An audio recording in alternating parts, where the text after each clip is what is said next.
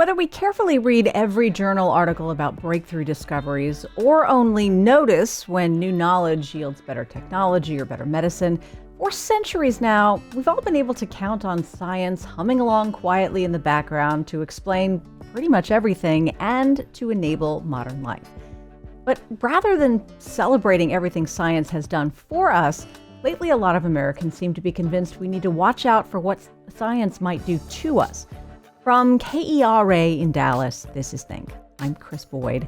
My guest has devoted his career to serving humankind through science. Dr. Peter J. Hotez is Dean of the National School of Tropical Medicine and Professor of Pediatrics and Molecular Virology and Microbiology at Baylor College of Medicine, where he is also co-director of the Texas Children's Center for Vaccine Development. He was nominated for the Nobel Peace Prize for his work on the COVID-19 vaccine, which, as we all know, has fallen at the center of a lot of arguments between pro and anti-science factions. And if it seems the anti-science side is getting a lot more attention right now, Hotez says that is no accident. His new book is a collaboration with environmental scientist Michael E. Mann. It's called Science Under Siege: How to Fight the 5 Most Powerful Forces That Threaten Our World. Peter, welcome to Think. I do have to ask why so many of us fall under the sway of anti-science. Do Americans not share a broad understanding that science is a force for good because we just don't understand it? Or have we been deliberately misled? This is, one of the things that, among the major themes of the book is that it's not misinformation or the infodemic, as we sometimes say it, meaning it's not just random junk out there on the internet. It's organized. It's deliberate. It's psychologically very sophisticated in a nefarious way. It's got political underpinnings. It's politically motivated and it's financially motivated. People are making money off of anti-science. And if you look at what the 2 big existential threats are to humankind right now, two of the biggest ones are pandemic threats. We're still in COVID, hopefully getting out of it at some point, but there's more to follow. We have H5N1 influenza, other major respiratory viruses. Here in Texas, we have mosquito-transmitted viruses that are ratcheting up, dengue, God forbid, yellow fever. And so that's an existential threat. And then the climate crisis and the warming temperatures, and we can talk about that. But now, the other big picture statement from the book is there's a third leg to that tripod. It's not only the pandemics and not only the climate crisis, but the massive onslaught of disinformation that is now blocking our ability to respond to those 2 things. I would say the tone of the book is firm and thorough, but very calm. You're not making this personal, but it has been personal on the other side, right? You and your co-author both have faced threats to your physical safety for the work you do. This is what part of the anti-science movement is all about. It's not only trying to discredit the science, but also for their business model to work, they have to denigrate the scientists themselves. And it launches waves of death threats online, either on social media or on email, in-person stalkings at lectures that we give at various venues, usually typically universities. One major force at work in trying to dismantle the broad acceptance of vaccines in this country is this disproven but still pervasive belief that there's a relationship between vaccines and autism. This one is personal to you as a scientist, but also as a parent. Yeah, this is how I got involved with the whole going up against anti-science forces. And it wasn't what I set out to do. My life was devoted to making low-cost vaccines for global health. I got my medical degree in New York City at Weill Cornell Medical College, and next door is what used to be called the Rockefeller Institute for Medical Research, now called the Rockefeller University. I was in a combined MD and PhD program. I loved it. For my dissertation, I started a project to develop the first hookworm anemia vaccine, and now 40 years later, we've just shown that it works. So that's really exciting. Unfortunately, that's the time frame for a lot of these vaccines. I met my wife in New York, and And that's what I wanted to do. I wanted to make low cost vaccines for global health. So, but the part I didn't count on with Anne was having 4 adult kids, including Rachel, who has autism and intellectual disabilities, who can't live independently. And she works at Goodwill Industries, and she has a very interesting life. Contrary to what our friend Robert F. Kennedy Jr. says, she doesn't need assistance using the toilet, and she pays taxes, and she works, and she has friends, and even goes to the movies. But but that is but that then put me in this interesting position because a number of years ago I got asked by the National Institutes of Health to have long discussions with Mr. Kennedy and explain to him why vaccines don't cause autism, because I was uniquely positioned as a vaccine scientist and pediatrician and parent of an adult daughter with autism and intellectual disabilities. It made sense. And so I had a year of conversations with them through cell phones, online, and emails, et cetera. And unfortunately, they never went anywhere. But I wound up writing a book about it, called, with the straightforward title, "Vaccines Did Not Cause Rachel's Autism." Her name's Rachel. And that kind of made me public enemy number 1 or 2 with anti-vaccine groups, but it gave me a front row seat to understand what this is all about.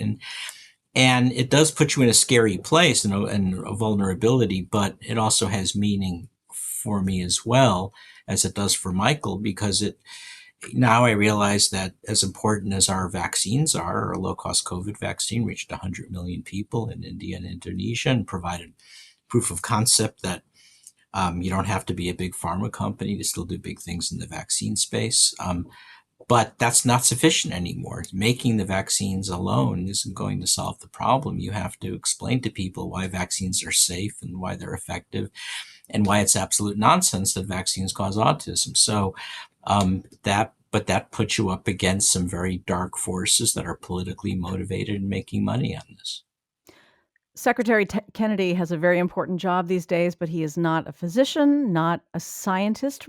What did you learn in those conversations with him about how he had arrived at his views that vaccines were uniquely dangerous to human health? Yeah, and by the way, you don't have to be a scientist or a physician to be Health and Human Services secretaries. In fact, our past Health and Human Services secretaries were not, but they had humility and they had an interest in science and were passionate about getting it right for science. And not so Mr. Kennedy. He holds these very fixed beliefs, and he looks for things that confirm his bias, and he does not have an interest in the science. And I can say that from personal experience, that I could go into detail explaining to him the massive amount of evidence that vaccines do not cause Rachel's autism. And by the way, that evidence, you have to keep on revising it, because one of the things the anti-vaccine forces do, including Mr. Kennedy, is they keep,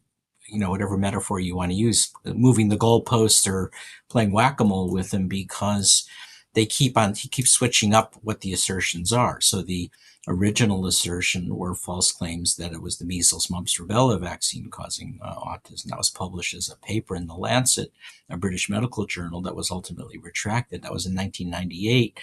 And then Mr. Kennedy said, okay, if it's not the MMR vaccine, it must be the thimerosal preservative that's in vaccine, and wrote about that in Rolling Stone magazine, simultaneously published in Salon magazine. And each time the scientific community would respond with large epidemiologic studies showing kids who got either MMR vaccine or vaccines containing thimerosal were no more likely to acquire autism than kids who didn't. And even non-human primate studies, and that should have been the end of it. But then he kept switching it up again. Then it was vaccines are spaced too close together. And if you remember, we had a greener vaccine ecosystem, and you had people like Jenny McCarthy and Jim Carrey parading around in green T-shirts, saying we had a greener vaccine. It was all nonsense, right? It was all phony, baloney, made up stuff. And then it was alum vaccines, and then it was HPV vaccine for cervical cancer and other cancers. They said was causing infertility or autoimmunity, and now it's something called chronic illness. So, you spend a lot of energy explaining the science and conducting studies to debunk it. But the other thing that I would, when I would have those discussions with Mr. Kennedy, and I still have them today, now in the global square, in public square, is lack of plausibility, because we know there are at least 100 autism genes, all involved in early fetal brain development. And that's the basis of autism, including we did genomic sequencing on Rachel, and my wife Ann and I found Rachel's autism gene. They're involved in neuronal connections between neurons. Some of them are what are called neuronal cytoskeleton genes, and that makes sense. And it doesn't mean that there's no environmental effects, but if there are environmental effects, there are environmental effects that are occurring early on in pregnancy during early fetal brain development. Let me give you an example. So if you're pregnant and not aware of it and taking an anti-seizure medication called Depakote, the other name for it is valproic acid, it will greatly increase the likelihood your child will be born with an autism phenotype, because it's interacting with autism genes in early fetal brain development. And for Mr. Kennedy, I identified about half a dozen chemical exposures like that in early pregnancy. And I remember having those conversations with him. I said, Bobby, back then I was calling him Bobby. I said, Bobby, you should be all over this, right? You're an environmental attorney. This is your moment, man. Run with it and help us identify other environmental exposures.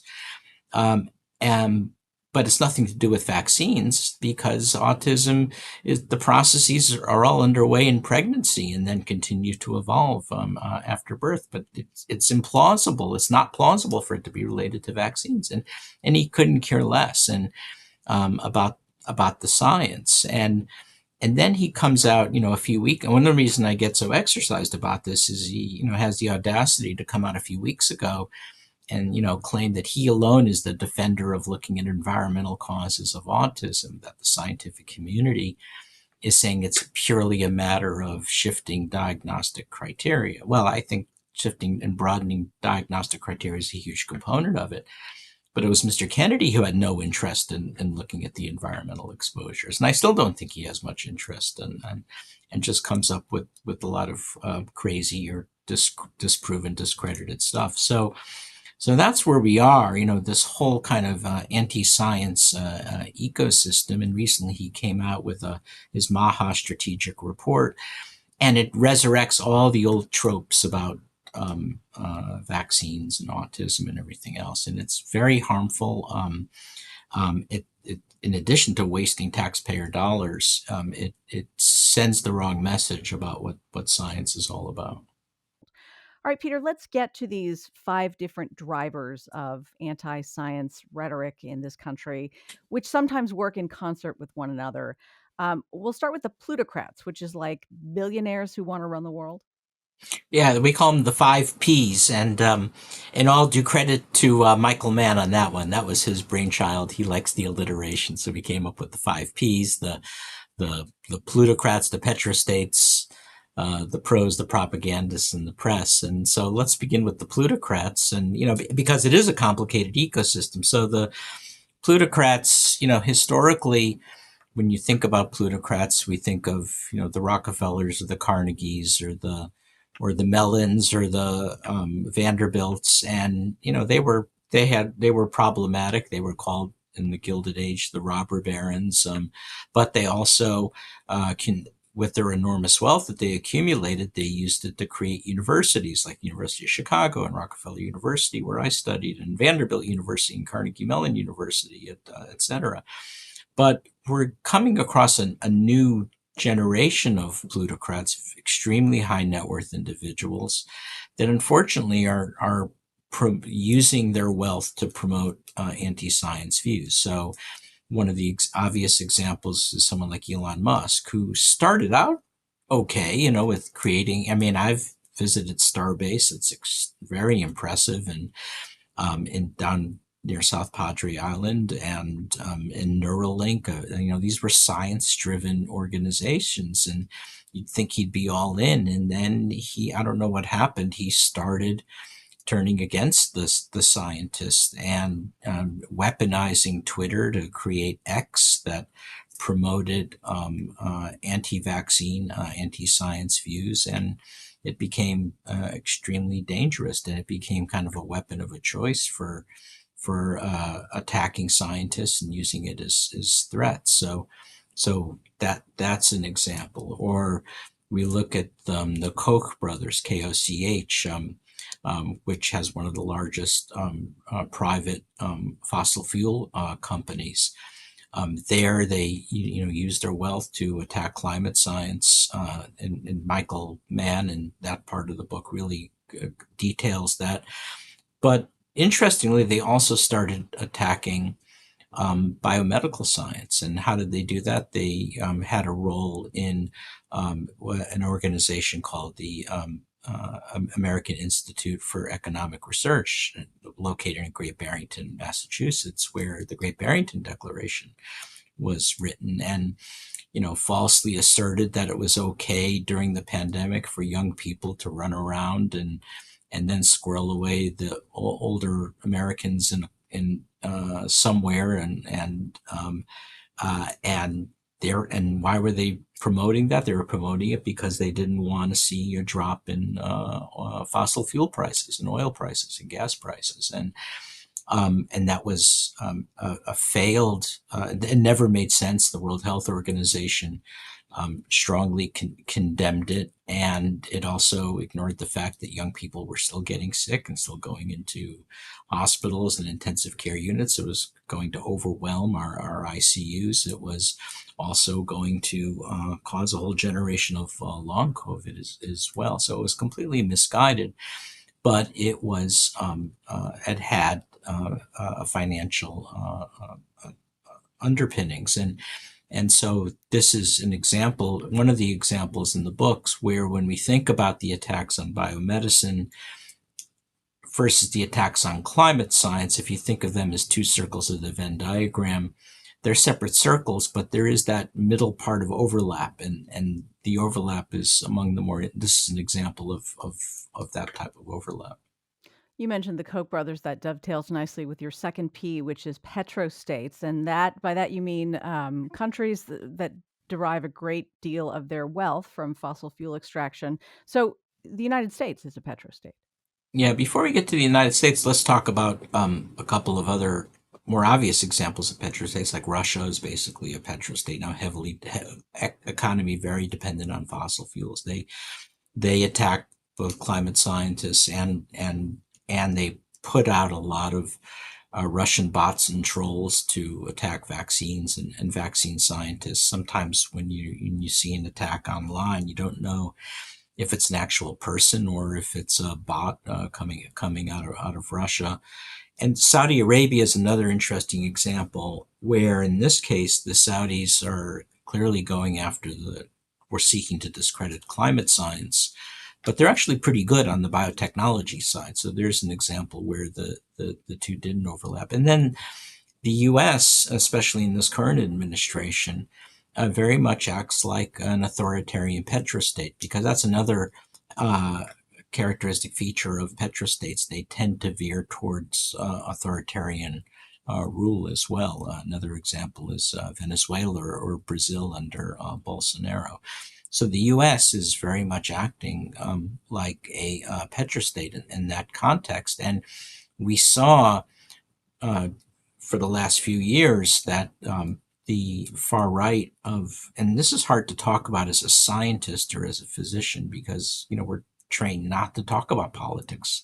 And it's not that I really care about the politics, that's your right as an American citizen, but how do you say don't adopt this because it's so dangerous? So when you have a whole agenda of climate denial and at the same time are seeking to discredit vaccines, it caused a lot of chaos and unfortunately a lot of deaths. So we saw this where there was a big push to go up against COVID vaccine mandates during the pandemic. And I didn't agree with it, but I understood it. And so you had, statements at the CPAC Conference of Conservatives in Dallas in July 2021, like Representative Matthew Cawthorn from North Carolina said something to the effect of, I'm paraphrasing, first they're going to vaccinate you, then they're going to take away your guns and your Bibles. And you kind of roll your eyes and say, oh, yeah, right. I mean, talk about over the top stuff. But that didn't bother me so much as the fact that what they did is they used that CPAC conference in Dallas to bring on all the toxic anti-vaccine activists to then go the next step. And this is where it spilled over into my lane, to falsely discredit the effectiveness and safety of vaccines. And that's where it really got dangerous. And then we saw this on Fox News, which worked hand in glove with the petrostate.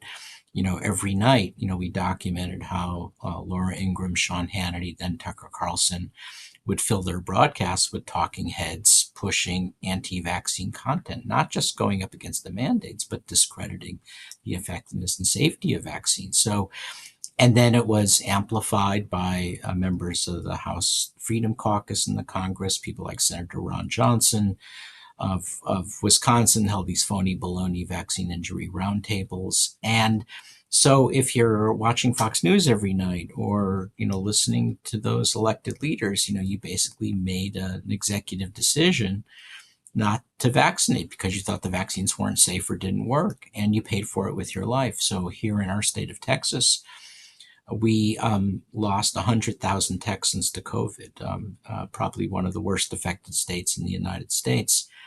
Canada, which has the same population as Texas and a similar size economy, obviously over a larger geographic area, they lost 50,000 instead of 100,000. Why? Because after vaccines became available, Canadians vaccinated. In Texas, there was this defiance because people were targeted by disinformation. And so the result of that was of those 100,000 deaths of people in Texas, almost half, 40 to 50,000, did not have to happen. They were needless deaths because people made a decision not to take a COVID vaccine, being targeted by the petrostate. And that's why we have to be so passionate about it.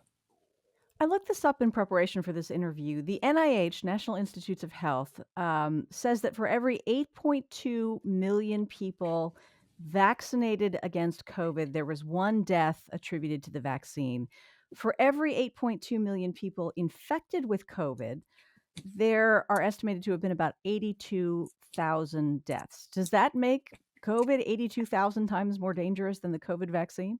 Oh, that's right. Yeah. I mean, the COVID vaccine is a very safe and I haven't heard that number, but it makes sense. It's, the COVID vaccine is a very safe and highly effective vaccine.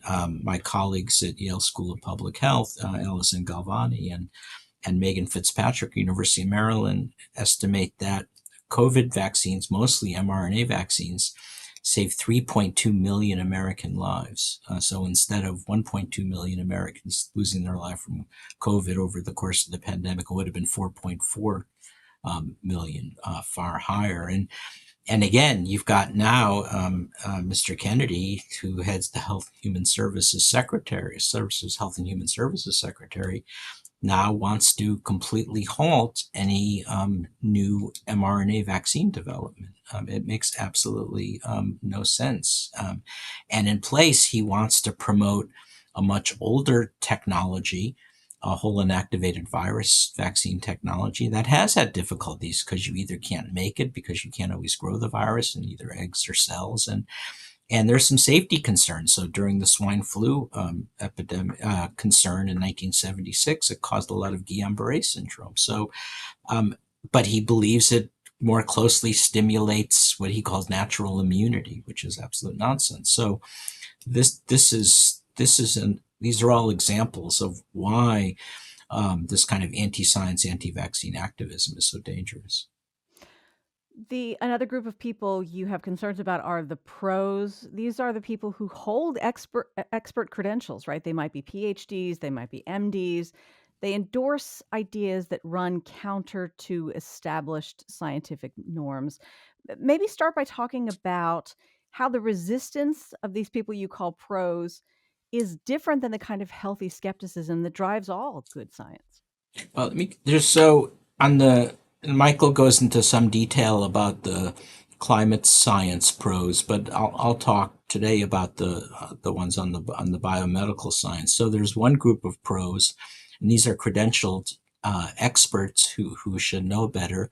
They're typically physicians who are heading or have leadership positions in the health, wellness, and influencer industry, and that is very much based on buying what you can in bulk and jacking up the price and then repackaging it and selling it with a telehealth visit to make money. And if you ever noticed, if you ever wondered, why are they always anti-parasitic drugs? Ivermectin, hydroxychloroquine, fenbendazole, where does that come from? Well, you can buy low-cost generic anti-parasitic drugs. You could buy a lot of it. There's a lot of them available, and they're cheap, and you can jack up the price and pair it with a telehealth visit after repackaging it, even though it does absolutely nothing for COVID. Hydroxychloroquine does nothing for COVID. Ivermectin does nothing for COVID. In fact, if you take too much of it, it can even have toxic side effects. But you can make money off of it, and that's what the wellness and influencer industry is all about. Now, the other part of that business model, as I kind of alluded to earlier, it's not only about pushing snake oil. To successfully push the snake oil, you have to discredit mainstream biomedical interventions that actually work, like vaccines, and you seek to discredit the scientists who were involved in working on them. And as I say, portray them as cartoon villains or public enemies. And that's what these wellness influencers do. It's very demoralizing to see it. The other type of pro that we've seen are some of the talking heads on Fox News that in many cases work come from major universities and academic health centers. So even though they don't have any specific expertise in virology or infectious disease or vaccines, it'll say, Stanford Medical School underneath or Johns Hopkins Medical School. So people think they really must be experts, but they weren't, and they're not. And they did a lot of damage as well. I want to get back to the propaganda part of this. You alluded briefly to bots. I mean, if anyone goes on social media or reads the comments on articles, it might appear that the vast majority of Americans have lost all faith in everything scientists have to say. What tells you that a significant percentage of these comments that are left in different places might, in fact, be generated by bots planted by some bad actor, as opposed to people who just hold these views? Um, well, that's a good question, and sometimes we don't know, and sometimes it can be quite confusing. And if you look at my social media account, I'll sometimes say this. I think this one is a bot, but I can't be sure. I mean, sometimes it looks like badly translated Russian. You think it's they do everything except use the term moose and squirrel and from the old Bullwinkle show, but other times you can't really say for certain, but it really is interesting how they tend to come in waves, and they tend to all repeat the same thing. In some cases, there are different accounts that say verbatim the same thing each time, so that makes you think it's a bot or troll. My working hypothesis is that if it has under 500 followers, its chances are it's a bot, although you can't always count on that. But they clearly are pervasive. My colleague, David Broniatowski, is a computer science professor at George Washington University, has looked at this with some sophistication. One of the things he noted about the Russian bots that are anti-vaccine is back then, they were flooding the internet with both anti-vaccine and pro-vaccine bots as well. And so you might say, well, what's the point of that? Well, in this case, Putin is using social media, particularly X, to sow discord, to, as a device to destabilize democratic republics. And that's David Broniatowski's view. So it's so by doing both pro and anti, it basically just sets people against each other, and so it's weaponized in that way. So it's really quite fascinating how some countries are using, foreign actors are using these bots as well. Peter, we should talk about the press, the media, for the headwinds facing scientists trying to do good work. To be clear, this includes people who have maybe a partisan position on either side, but it also includes the so called mainstream media, journalists who may not themselves hold explicitly anti science views. What is going wrong here?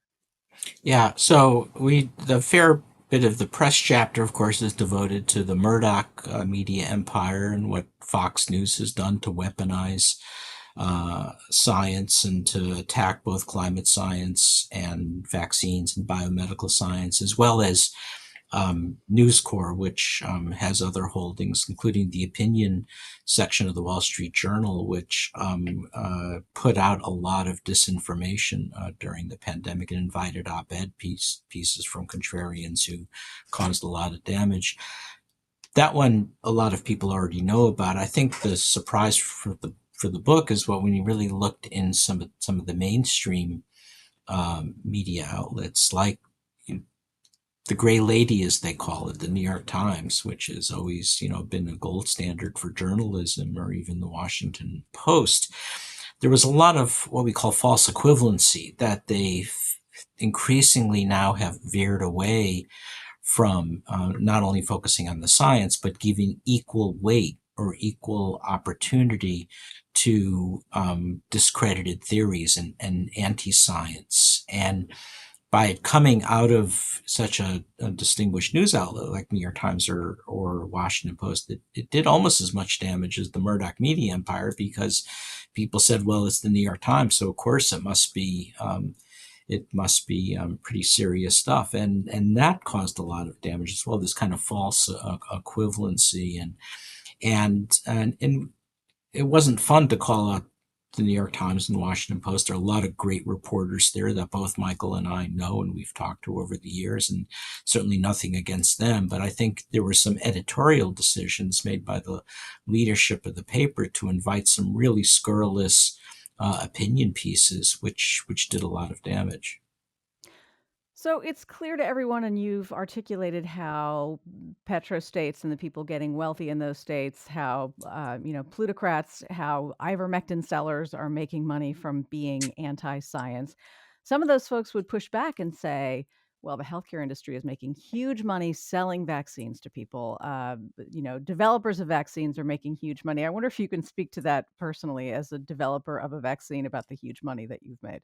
Yeah, right. Well, I think for all of my over 40 years, I think for all of our vaccines, they've now reached 100 million people, and some estimates say we've saved 300 to 500,000 lives. I think I've made less than $4,500 on all the vaccines. So, and I'm not complaining. I didn't go into this to make money, but the reason I bring it up is one of the ways they attack, because they're all about into making money. They just assume everyone else is. And so they say I'm a shill for the pharma companies and this kind of nonsense, when of course it's the opposite. But can I interrupt you because, the pharmas and Modernas and Johnson and Johnsons of the world, they may actually be making big money on vaccines, no? Yeah, and I certainly don't want to start becoming an apologist for the pharma companies. I mean, clearly it's, I think the numbers that I see is the wellness influencer industry is around $500 billion industry. The pharma companies altogether, what I saw is like $1.7 trillion.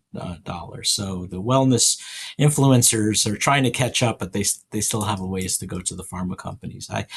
And look, let's face it, Moderna didn't do us any favors by and Pfizer. They took an estimated $25 billion in U.S. taxpayer dollars for development in the case of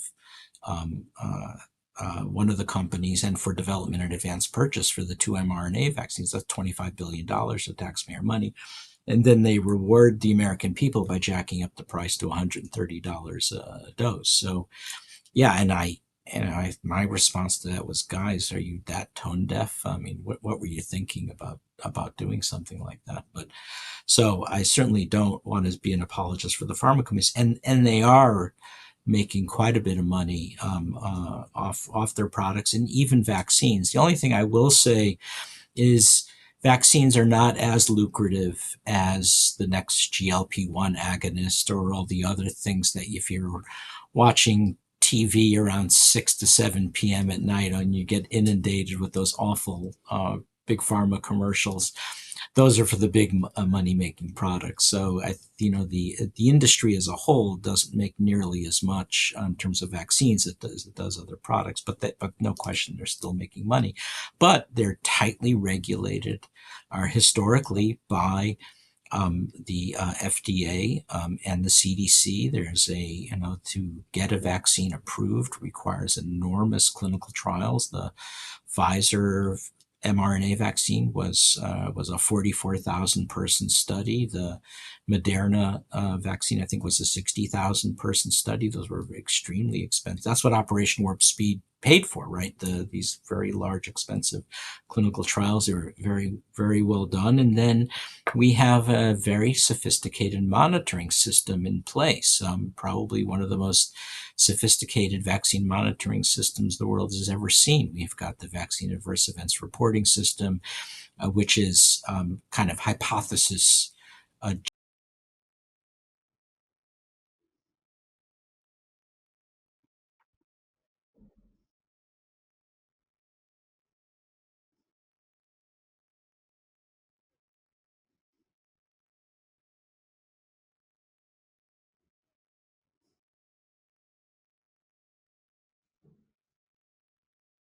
for young adult males from the mRNA vaccines, around 1 in 20,000, and picked up the even rare but very serious thrombotic thrombocytopenia events from the adenovirus J&J vaccine, or the AstraZeneca vaccine that's used abroad. So the system works really well. But you have bad actors from the anti-vaccine side weaponizing it at every turn. So money could eventually be a motivator on many sides of the anti-science question. I want to talk for a minute, though, about governments, because something that you note in the book is that, counterintuitively, perhaps given the nature of our conversation, broadly speaking, people trust scientists as good people trying to do good things. Why does that come as a threat specifically to authoritarian and populist leaders in whatever country? Yeah, it's a really good question, and one we spent a lot of time exploring in the book, and the answer was a pretty long. We're not sure we know the answer to your question answer, but here are some interesting aspects. So when Stalin in the 1930s during the Great Purge and going into the 1940s, for him to maintain authoritarian control in communist Russia, it was extremely important for him to target the scientists and certain types of science, just like what Mr. Kennedy does and HHS does right now. In Stalin's case, it was to attack Mendelian genetics. So they worked hard to discredit a guy by the name of Nikolai Vavilov, who was one of the international authorities on genetics and plant genetics. In particular, he was head of a major Soviet institute for genetics, and ultimately they threw him in the Gulag, where he perished in a Gulag hospital from exposure and starvation,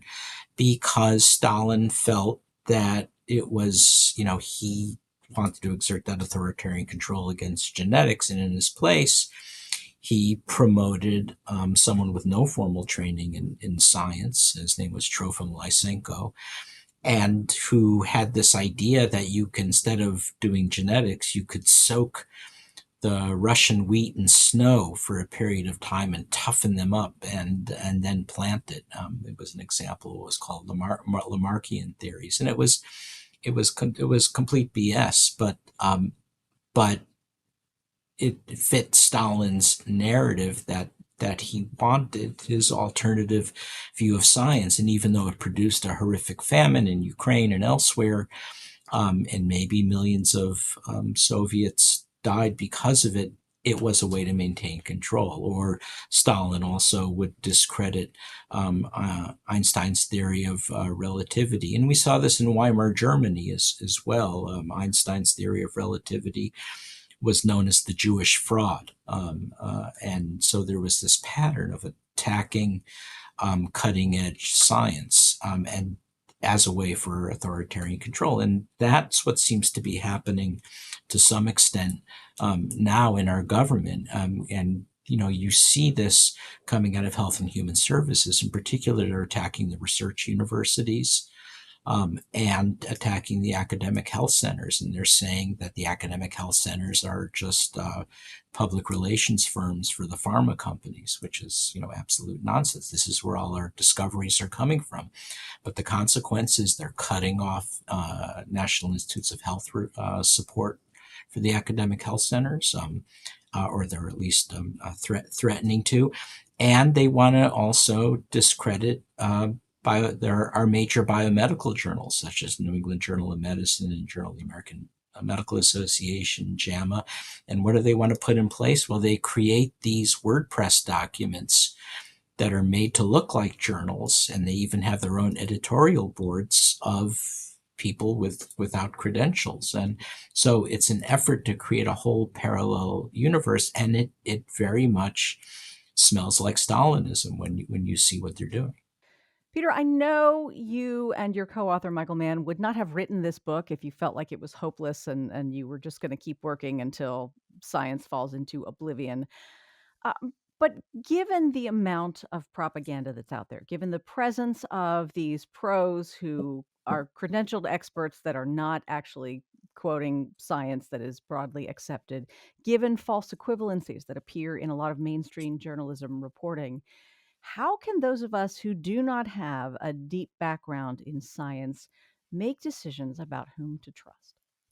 Yeah, so I think that's the point. And when you look at the definitions of propaganda and read the writings of people who write about authoritarian regimes, people like Anne Applebaum or Ruth Ben-Gad at NYU, or even the writings of Hannah Arendt, the point of propaganda is they don't even necessarily expect you to believe the lies. What they want you to do is not know what to believe, and so that's part of the plan, and so it becomes really confusing very quickly, and so you're going to, critical thinking is going to be really important, and you have to be really careful where you're getting your information from. And thank goodness for public libraries, but really think twice when you're viewing a conspiracy podcast, and have that situational awareness to know the sources of who's telling you your information. And I'm particularly worried not only for lay audiences but also young scientists who are making decisions now about their careers. I'm at this amazing Texas Medical Center here in Houston, a medical city of 120,000 employees and 60 institutions like the MD Anderson Cancer Center and Texas Children's Hospital, Baylor College of Medicine, Houston Methodist Hospital. And I like to walk around the medical center, and when I get a moment to get away from the Zooms and get some air, and I run into, young residents and house officers and postdoctoral fellows and graduate students. And, sometimes they look at me like Moses in the desert, why did you bring us here? And so what do you say to them to keep them hopeful? I think that's going to be really important, that they don't get demoralized. And so Michael and I talk a lot about this concept of doomism, which is almost as dangerous as the disinformation, to continue to find ways to carve paths of light through the darkness. And it's not just about telling them to move to France. We're going to have to find ways for them to seek funding for their projects. In some cases, we're going to have to rely less on the on the federal government. Clearly, there are going to be big cuts to science, but rely more on biotech and alternative philanthropies. So finding that path is going to be very critical. Peter, thanks so much for making time to talk. I really appreciate it, and thanks for giving me a voice today. And I really appreciate all our very in-depth conversation. It's nice to have that long format because I think it really does make a difference. Think is distributed by PRX, the Public Radio Exchange. You can find us on Facebook, Instagram, anywhere you get podcasts, and at think.kera.org. Again, I'm Krys Boyd. Thanks for listening. Have a great day.